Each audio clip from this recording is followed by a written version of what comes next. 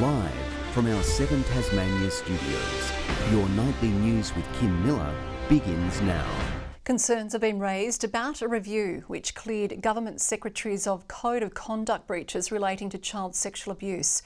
Reviewer Mike Blake revealed in a briefing with MPs today he did not have access to the most sensitive transcripts and statements or complaint reports about those he was assessing. Independent MLC Meg Webb says the report should be retracted. If there really is a genuine intent to leave no stone unturned and to deliver confidence and answers to the Tasmanian people, we would not be in the position we're in today. The spokesperson for the government says it's considering the report. The Jackie Lambi network has indefinitely turned down all media interview requests. It follows continued scrutiny of the controversial confidence and supply agreement they signed, helping the Liberals form government. A party spokesperson told 7 Tasmania Nightly News the MPs were fully booked with the time-consuming details of getting officers up and running. An anti-native logging group has failed in its bid to pause forestry operations at Derby. Today, the full bench of the Supreme Court refused Blue Derby Wild's injunction application. Last Friday, it was deemed lawful for Sustainable Timber Tasmania to regulate their own practices, with powers delegated from the Forest Practices Authority. The group is seeking to appeal that decision in the High Court. Water restrictions are ramping up on the southeast coast. Recent rainfall hasn't been enough to stop the move to level 2 restrictions in Orford and at Tribunna from Monday, April 29. It means limits on outdoor water use like watering gardens and cleaning cars. Watering lawns isn't permitted. There's a spanner in the works for the Macquarie Point Stadium. The goods shed, which currently occupies the site, has been heritage listed. Chair of the Heritage Council, Brett Tarosi, says the building has historic cultural heritage significance, possessing rare aspects of rail history. The Macquarie Point Development Corporation says it's considering what was noted in the assessment in its planning work for the stadium. There are growing calls for immediate action to address escalating youth homelessness in the state. Numbers have risen sharply in the past year, peak advocacy groups uniting to urgently combat the crisis. Bringing the hidden nature of youth homelessness in Tasmania to the heart of the Hobart CBD. This is not only a housing crisis for young people, this is a care crisis. Couch conversations shining the light on a growing problem facing more vulnerable youth. Under 25 is making up 39% of the state's known homeless population. We expect that there are many, many more. It is a significant social problem. Children and young people are overrepresented. Youth Homelessness Matters Day unpacking the complex challenges young people face. They need more than just bricks and mortar. They need a home and they need care. Breaking down stereotypes and advocating for greater targeted support. Too often we're dealing with programs and the crisis and band-aiding over them and not looking at what the cause of the situation is. Urgently calling for governments to commit to a standalone national child and youth homelessness and housing strategy. We need to make sure that we have pathways out of homelessness for all young people. And also the right investments into supported accommodation for young people. We can solve that once and for all. Victoria Riso, 7 Tasmania News.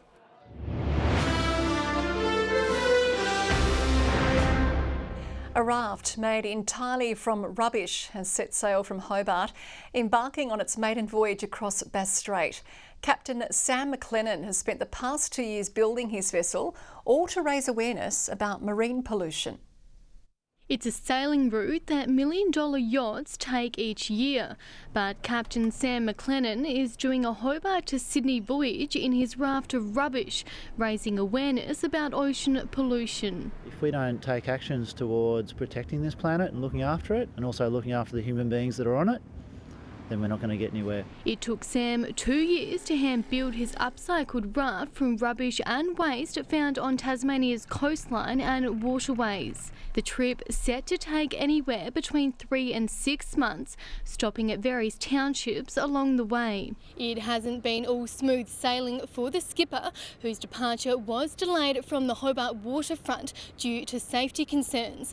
Marine and Safety Tasmania deemed his vessel not safe and seaworthy before his departure on April 2nd. Now, given the all clear, the captain's hope for safety remains afloat. We will continue to assess the vessel to make sure it's seaworthy. And my life's on the line here, but it's worth it for the future of this planet. Some members have praised Sam for his courage. Look, this is a fantastic exercise in raising awareness and activism, combining art in a way, adventure. It's such an amazing example of what, you know, how single-use plastic can be turned into this other, you know, object. Those looking to support Sam on his adventure can donate through the Project Interrupt website. Rebecca Gator-Neris, 7 Tasmania News.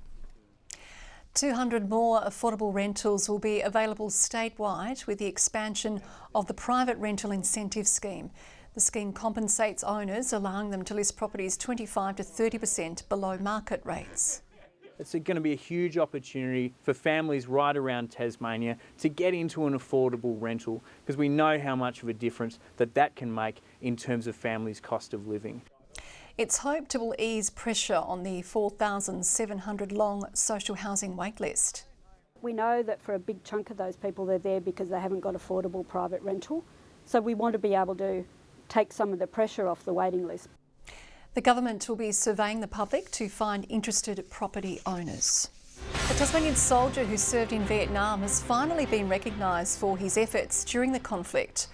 Private Patrick Haley was part of 10 Army personnel with a Navy helicopter squad. Due to being dispatched back to Australia on short notice, he was only recently tracked down some 53 years later.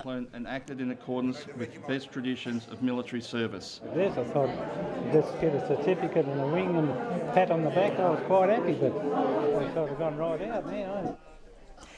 Private Haley now regularly meets up with fellow veterans. QV Mag has announced this year's recipient of the Artrage Medallion, recognising up-and-coming artists from across Tasmania. The winning artwork depicts an abandoned village on the site of Tasmania's first power station.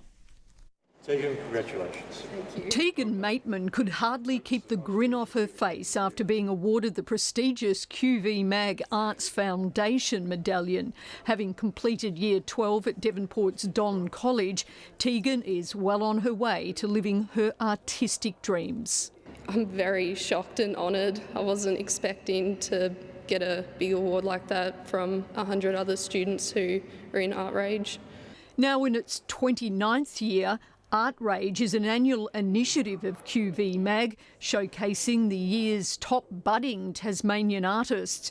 Tegan's work, titled Watamana, depicts a Tasmanian village in a state of disrepair following the closure of its power station. My work's about the boom and bust industry of mining and hydro. Tegan drew inspiration from a visit to the abandoned village, that emotion captured in her work. Tegan sort of cut through a lot, and by being insightful about people and their lives. She's got great maturity of vision. So we look forward to seeing more work by her in the future as she continues to develop. The award is designed to encourage and inspire up-and-coming artists. It's awesome to have the opportunity to showcase emerging artists from Year 11 and 12 right around the state, and to see how they can influence the social impacts that are happening as well, as we're seeing with Tegan's works. Melinda Ogden, 7 Tasmanian News. The hunt for the country's best produce is underway. Judges putting their taste buds to the test for the Royal Tasmanian Fine Food Awards. This year there's 81 entries in the sweet baked category. The majority of those are biscuits, followed by donuts. Flavour is probably the number one thing at the end of the day. It runs until Friday, with cider the next category to be judged. Major awards will be announced later this year.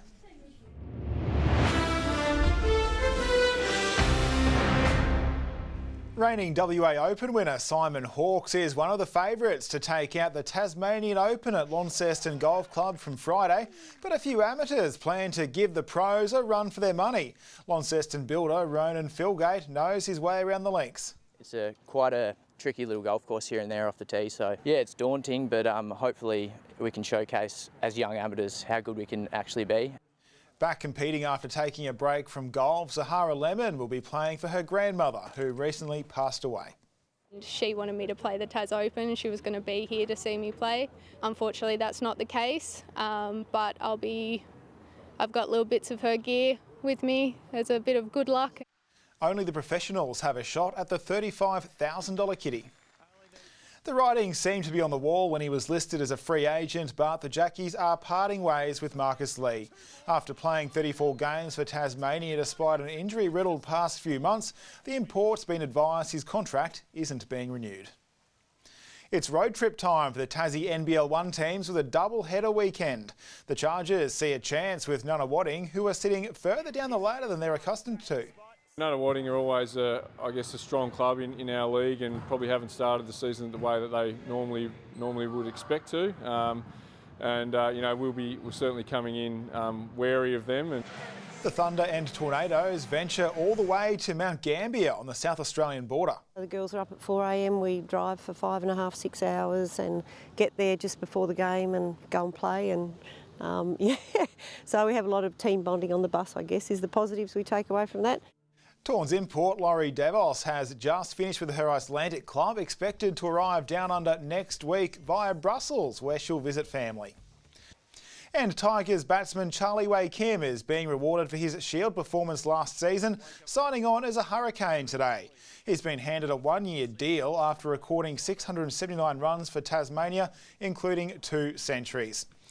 Good evening. Temperatures reached their maximum at 3 p.m. today with 19 as the state's top across Hobart and Launceston. Devonport and Burnie reaching 18. 17 in Low Head, Strawn 16, Lyoini reaching 14 and 18 in St Helens.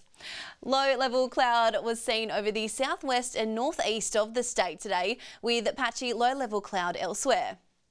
Further out, thunderstorms are seen about northeastern New South Wales and southwestern Queensland.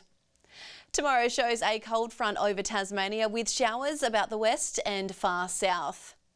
West to northwesterly winds tomorrow 15 to 25 knots, reaching 35 knots about the south. Swells up to 4 metres in the west and south and up to 1 metre in the north. A gale warning is current for the southeast coast and southwest coast, as well as a strong wind warning for the west coast, lower east coast, Flinders Island, Bank Strait, Franklin Sound and the central north coast. Tomorrow's forecast now: Hobart and New Norfolk a shower or 2, 18 in Cygnet. In the north, Launceston a possible shower developing, cloudy in Devonport, Campbelltown 17. Burnie tomorrow 17, showers across Strawn and Smithton.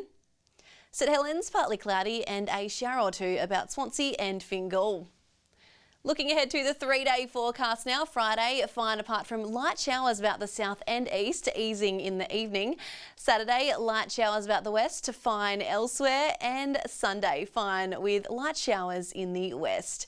Capital cities 32 and sunny in Perth tomorrow, cloudy in Adelaide and a shower or 2 in Sydney. And currently Hobart clear and 13, Launceston 13 and Devonport clear and 14. And that's all in weather tonight, Kim. Looking like some wet weather ahead. That is all your news for now. I'll be back later with updates. Thanks for joining us. Good night.